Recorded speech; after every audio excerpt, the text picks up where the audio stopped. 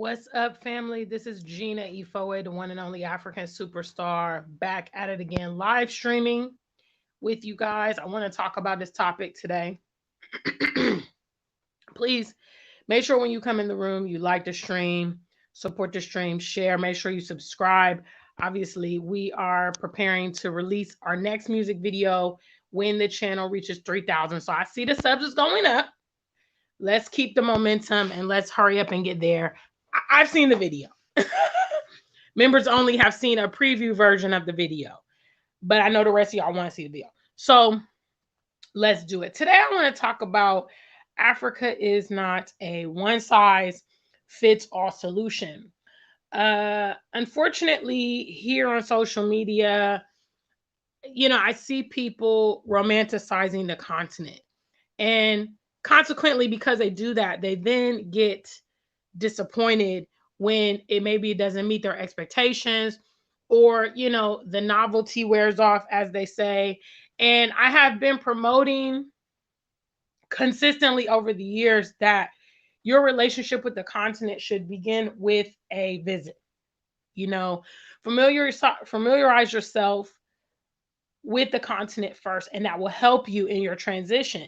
That's part of my strong suit. That's part of the strong suit, like Lady Visionary and Rashad Mahdi. These kind of people have been frequenting the continent long before they actually picked up and settled there, and so on and so forth. So, what you really want to do if you want to have success on a continent is pay attention to those that are having success.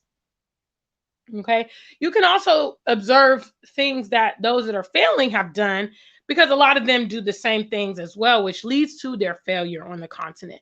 But pay attention to those that have success. Pay attention to those that are flourishing, or those that have transitioned well or have had longevity. You know, Many people, because of the tensions that they're experiencing, especially in America, with the violence, with the racial climate, and just over the overall poor treatment of black people and people of color, it makes them want to make a rash and emotional decision to maybe relocate to the continent or just leave the West altogether. But it takes preparation. Big shout outs, Mind, Body, and Soul TV. I see you there. Please make sure you guys like the stream. I wanted to say thank you, Mind, Body, and Soul TV. I saw that you were trying to share the channel so you can see Come Chill With Me. I know you want to see it. So hopefully the channel gets up there soon. I think another thing that is unfortunate is those of us that have made the transition. Many people that are looking to follow in our footsteps, they don't even heed the advice that we give. They don't even take it into consideration. They think maybe somehow they know better. The continent starts with a visit. That needs to be the first step. Okay, it's kind of like how the alphabet starts with A. Okay, nobody in the world starts the alphabet with C or B or anything like that. Okay, everybody starts the English alphabet with the letter A. There needs to be certain steps put in place that will help you to have success on your journey and help you to have the longevity that you want. The reason that you need these things is so that you don't waste your resources, ultimately. Because if your goal is to go there and settle, that's your goal. Okay. Anything less of that is not achieving your goal. If you don't prepare yourself properly, then you position yourself, the probabilities are not in your favor for success if you're not doing these things. And I mean, one of the things that I saw immediately when I was planning my very first trip to the continent was I came to YouTube. I told a story for some of you guys that are new to the channel.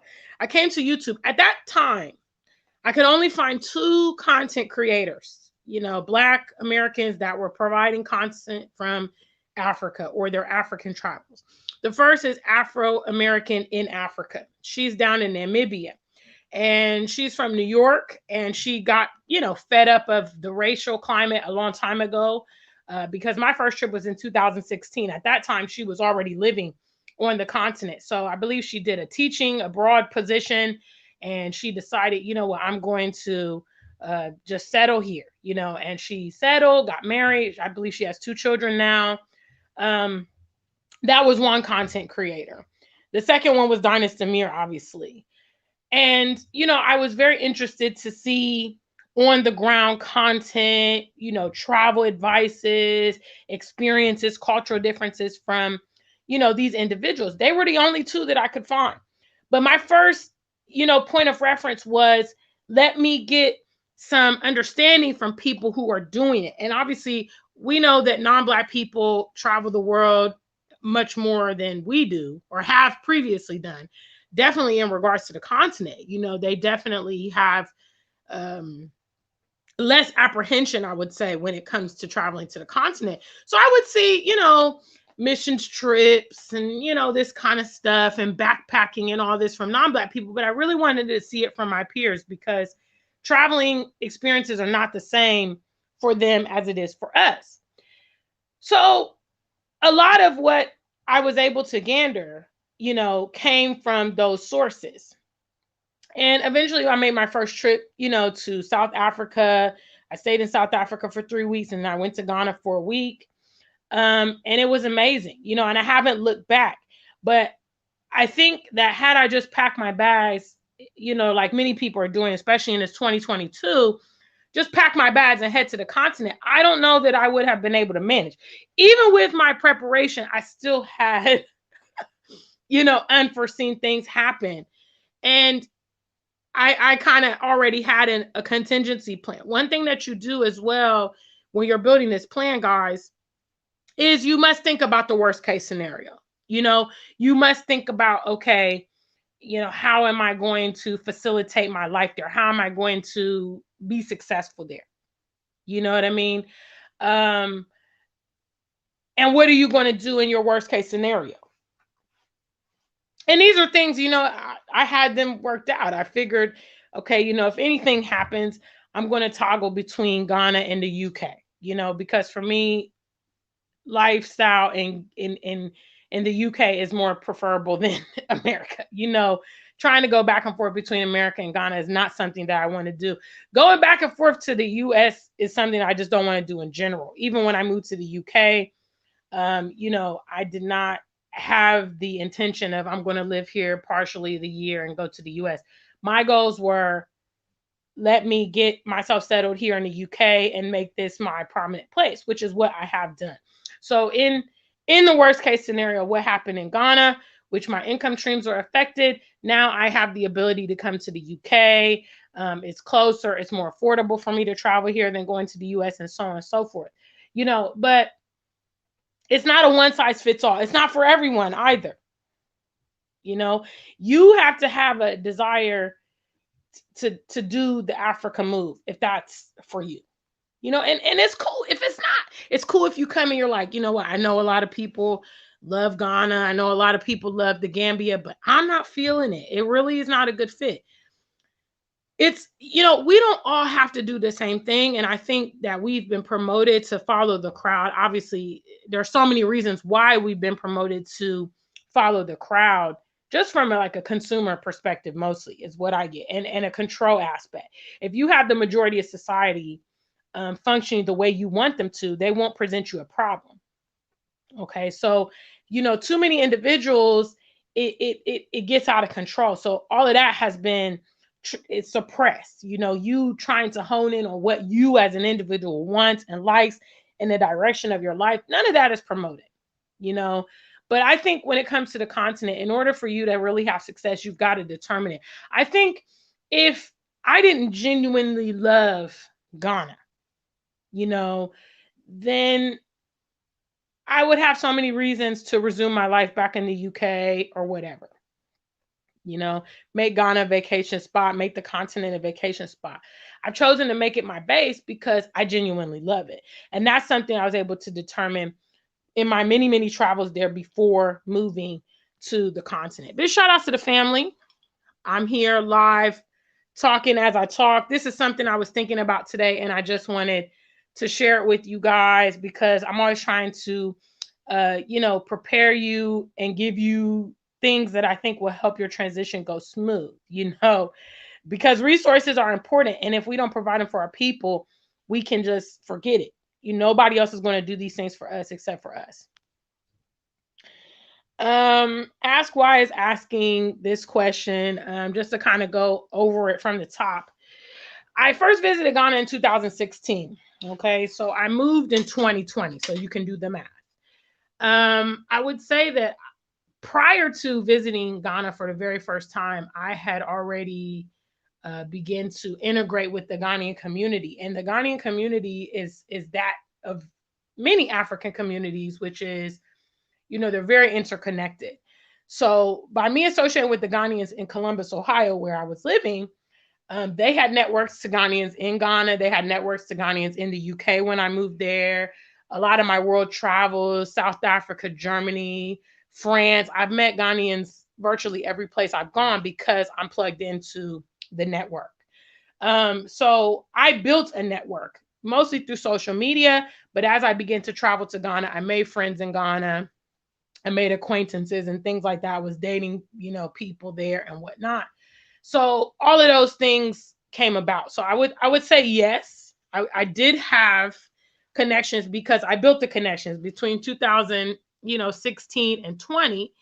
That is how I was able to do it. I always promote people that are going to the continent to integrate with the country or the countrymen of the place you're going, because it's a huge asset. It's a huge, huge asset. I mean, I definitely think had I just packed my bags and went to Ghana without knowing people, without knowing anything about the place I was going, it would be much more challenging because I have points of reference. Even now, if I want to purchase something, I can talk to people. Well, what do you think about, this price? What do you think about this? When I got my apartment in Ghana, I had a very close friend help me with that transaction. These kind of things. I can talk to my makeup artist. Well, what do you think about this? And he'll say, oh no, that's too expensive. My last photo shoot, I said, what do you think? Oh no, that's too expensive. Try this, try that. These are the kind of things, if you're not plugged in on the ground, you won't have any point of reference. So when someone tries to charge you something or someone tells you this and that, you have no context. So absolutely, once I moved to Ghana, um I actually traveled to Ghana with a friend in 2020 when I moved. But I knew my way around. I knew some tree words. I knew some landmarks, what I'm saying? I was already pretty much acclimated because I had made several trips to Ghana before moving there. So yeah, to answer your question. Big shout outs to the family. What's up? Guys, if you're in the chat room, please say hello, greet me. If you have questions, leave them there. Today, I'm just talking about Africa is not a one size fits all. Another thing that people have to analyze is, your contributions to a lot of the things that you're experiencing. Now, if the lifestyle that you're having in America, is really dysfunctional and problematic, and you can't have relationships with other people, you can't maintain, everywhere you go, you're finding drama, you're finding problems, you're finding dysfunction. Sometimes you got to look at yourself. If that's the case and you pick up and move to a different country, my friend, you will just duplicate the processes that you have been experiencing wherever you are, because sometimes what you're going through is not solely environmental. Sometimes it may be yourself. Okay, so we do see some people that head on to the continent. They begin having all kind of conflicts with people. They begin having disputes and problems and falling out and all of this. It may be you. You may be a source of it. I encourage people that are going to the continent to do some soul searching. Think about yourself. Analyze your life up to the point where it is. Take some responsibility for maybe where you've fallen short, and do some of the legwork. Get ready for things that are new to you. Get ready for cultural differences. Prepare yourself to be open-minded. Okay. Consider learning how to do, I know some of the things that I started teaching myself, rather, or acclimating myself to before I went to Ghana was like hand washing my clothes. I've been hand washing my clothes literally for 10 years now. I was still hand washing my clothes when I was married, back in 2012. Um, this was something I knew. Okay, people hand washing clothes is very popular in not just Ghana, but a lot of tropical climates. Because they have the sun to dry their clothes, and it's common. Some people in the West, they've had washers and dryers like their whole life. They don't know about hand washing clothes, how to do that, hanging their clothes on a line. It's not familiar to them. you know I started learning like how to do my own eyebrows and stuff. Up to that point, I used to go to the salon all the time to get my eyebrows done. I thought, okay, well, let me learn how to do this. Let me learn how to do this. I took the COVID time to learn new skills and things like that. Another thing that I started doing was, okay, I had like a fitness tape that I had at home, because maybe if I live in a place where I don't have a gym nearby, how am I going to manage my fitness regimen? These are the kind of things that you start preparing yourself for, that when you get to wherever you are, you'll be more self-sufficient, and you'll be able to kind of cope with your life around you. It's not necessarily our fault in the West that we depend so heavily on conveniences and technology. That's what we're groomed to do. Okay, we're groomed to be consumers and not really be self-sufficient. But when you come to the continent, you're going to see a lot of people know how to do a lot of stuff. They know how to fix stuff, they know how to do hair, they know how to sew clothes, they know how to, natural remedies for, they know a lot of things, because their environment kind of sets the stage for them to take care and be self-sufficient. So these are some things I just want to pass along, so that you can be adequately prepared. That way, when you get there, it doesn't hit you like a boom. Certainly, if you make regular trips to the continent before you move, you're going to have an understanding of where you're going. You know what I mean? If you pack your bags and you just show up in a new country, I don't know. You may get frustrated. You may, you know, question if you made the right decision. You may not be prepared. You may not be successful. You can cut that down on experiencing it. That's why also I'd say, if you have children, okay, and you're in a position to travel with them or help them try, it's so powerful. Just imagine if you as at age 16, you know, your parents take you elsewhere. What's up, Alfred? Alfred is the only person in the world that calls me Janie. I don't know why. I let him get away with it. What's up, Alfred? one of my friends back in Columbus, Ohio. I see you there. Thank you for stopping in. But let's just say for instance, you experience, let's just say, Senegal, okay? Because a friend of mine, Rashad Makhdi, he used to go to Senegal as a teenager, and it kind of really sparked his interest, and he cultivated this interest.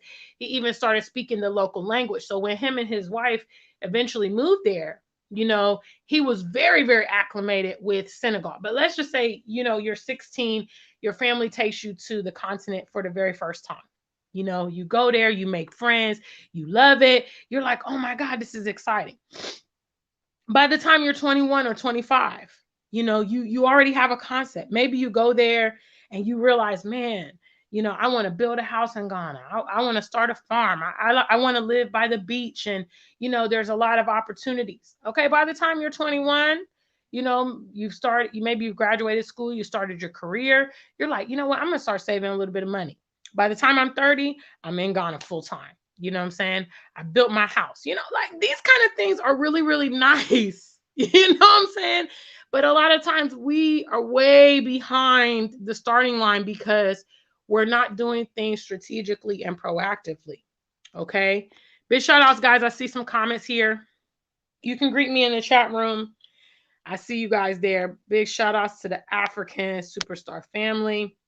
Muda Lamine says, you absolutely right. It's not one size fit all. Exactly. You have some success stories and people want to go and duplicate the same exact thing. You need to find out what works for you. Okay. We can't all just be doing the same thing. What's up? What's up? What's up? Miss Kizzy been on the africansuperstar.com. That's my website, guys. And yes, I have swimwear, I have summer wear, I have whatever you need. Shorts, flip flops, skirts, the whole nine, tank tops. Holla. So big shout out to Miss Kizzy's been there. Look, guys, my ringtone. Y'all know that song? Hold on. Muta. Muta. Hi dear. I'm on live. Can I call you right back? Okay, thank you. Okay, bye. All right, okay. Sorry guys, live. Live. Yes. So Miss Kizzy's been on the africansuperstar.com. You guys can go over there, get your summertime needs with me. Yes, yes, yes. So this is what I'm talking about today. I think a lot of our people have unrealistic expectations when it comes to the continent. And I think obviously that's just due to a lack of realistic exposure. Okay? Because certainly there are problems on the continent. Don't get it twisted. You know, those of us in the West, we experience problems in our environment. People on the continent are also experiencing problems. Even some of the problems that they're experiencing, they may not pertain to us, you know, in the same way because we're kind of just we're incoming to that environment. So if things have been ongoing for like 10, 15 years, those are things that don't really hit us the same way. But you're not going to come to the continent and your problems evaporate. Now, some of your problems, they will evaporate. You know what I'm saying? Like racism, that's going to evaporate. The guns situation, that's going to evaporate. Cold weather, evaporate. As soon as you get to the continent, some things you will no longer have to face because of the environment. However, you will inherit some other problems unique to your environment. Language barrier. Those of you guys in America or in England, you're not used to going places and not hearing English or being able to converse in English or hearing foreign languages all the time or hearing foreign music or programs on the radio in foreign languages. You're not accustomed to that. That's something that you're going to adapt to in your new environment. Some of the foods maybe you eat. Some of the businesses that you patronize or blah, blah, blah. Some of the brands that you purchase or, a lot of those things, they will not be available in that environment. That's a different set of challenges or problems that you're going to get with your new environment. That's realistic. But I see that, especially when it comes to Americans. People in Europe tend to travel a lot more, which kind of cuts down on the romanticizing because they actually have experience with whatever. So once you've traveled outside of the West and you see different cultures, you've gone to Asia, you've gone to South America, you've gone to the Caribbean, you've gone to Africa, you understand, okay, there's different ways of life. People in America really struggle with this because they have not. So their natural connotation when they see people living differently, they think it's wrong, they think it's backwards, they think it's negative, they think it's inefficient. And these, you can cut down on that perspective once you acclimate yourself with it. Once you go to cultures that are different, non-Western cultures, you see that, oh wow, there's some similarities. There's you can kind of gauge what to expect. Like for instance, when I went to Egypt, all right, Egypt was my first Muslim experience. Okay, being in a country where the Islam is heavily practiced and stuff like that. So I'll never forget. Big shout outs to Mind, Body, and Soul TV. Guys, make sure you like the stream. If you're here, you can support the stream. I'm about to wrap up after this story. So I went to Egypt, okay, and I remember the flights get into Egypt pretty late at night, which a lot of flights going to the continent, they tend to do that. So we got into Cairo around 2 a.m. Okay, so then I had to get through the immigration, pick up my bags, blah, blah, blah, get a taxi, get to my hotel and all of that. Take a shower, try to wind down. So by the time I get in bed, and I went in around February, okay? So I get in bed, I close my eyes, and next thing I know, I hear the call to prayer.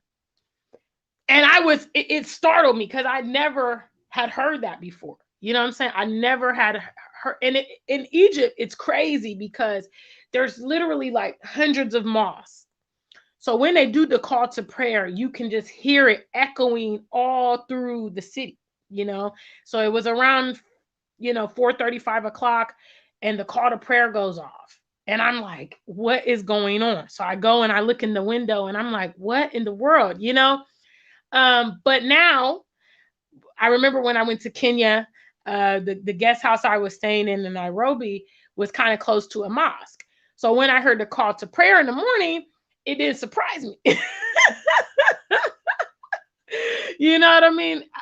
But my point is, with all of that saying, that's something I never experienced in America. That's something I never experienced in England, and now that I've had that experience, I'm pretty sure if one day I go to the Middle East or I go to any other Arab country or whatever, or, predominantly Muslim country, I understand it.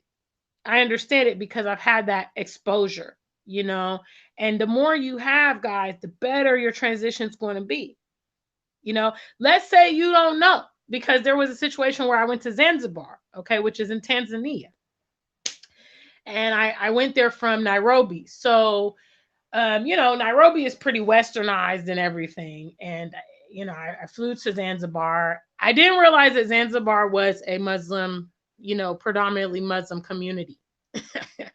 So in Nairobi, I was wearing a dashiki and some short shorts, okay? And then I landed in Zanzibar and I realized, wow, everybody had on the hijab. And all the ladies were covered, and I just stood out like, because I was even taking public transportation. So it was just crazy. Like I really felt, they didn't make me feel unwelcome or anything like that. But I'm saying these are the things that you experience. Now, let's just say I saw Dynasty Mirror's video on Zanzibar. Okay, because I did his video in Zanzibar was one of the very first videos I ever saw of the physical continent here on YouTube. So obviously on his video, he's showing the food, he's showing the beaches, he's right there, right in the, the heart of Zanzibar. And, it's beautiful, it's tropical, it's nice. So let's just say I'm like, okay, I'm going to move to Zanzibar. Like we've seen a lot of people do. People have picked up and moved to Tanzania. A lot of them have moved to Dar es Salaam, which is the capital. Zanzibar is the coastal, this of Tanzania. So let's just say I would have just picked up and realized, okay, this is a Muslim country, a Muslim environment. Do I want to, no offense to those of you that practice, but I personally, I don't practice Islam and I wouldn't want to live in a Muslim community. I probably would feel a bit out of place because I don't practice and I don't dress that way. And, I'm not familiar with it and all of that. So these are the kind of things I'm saying, basically. So anyway, guys, big shout outs to those of you that have tuned in today and made your comments and been a part of the discussion. I hope that this was mindful for those of you making your plans to head to the continent. And I will talk to you guys very, very soon. Once again, make sure you share the channel. Try to encourage your friends to come over so that we can drop the new music video, which we will drop at 3,000. I got a brand new music video. Come chill with me. You guys have seen some of the clips. So we're dropping that at 3,000 subscribers. Okay. Big shout outs to the African Superstar family. Okay, guys. Until we meet again, stay black and true. If you ain't black, just stay true. And I will share with you guys our swim collection for those of you guys inquiring the swim collection. Ladies,